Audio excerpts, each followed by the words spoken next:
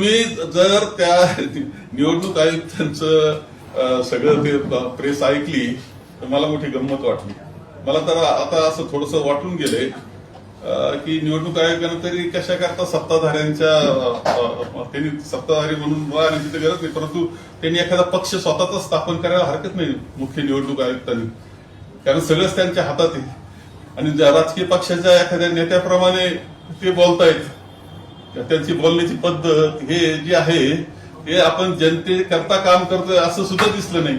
त्यांनी कोणत्याही आरोपाला उत्तर दिलेलं नाही. तुम्ही नीट लक्षात घ्या, त्यांनी का 45 दिवसात का तुमचा सगळे व्हिज्युअल्स काढून टाकाय ठरवलं याचं उत्तर तर गमतीदारच उत्तर त्यांनी दिलेलं.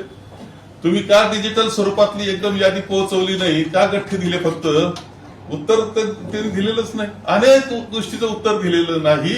आणि ज्या पद्धतीचं त्यांचं भाष्य होतं ते एखाद्या राजकीय पुढाऱ्यासारखं होतं. राजकीय, आणि ते माझा ड्राफ्ट तयार करून कुठून तरी आला होता, त्याचं वाचन त्यांनी केलं असं मला वाटतं.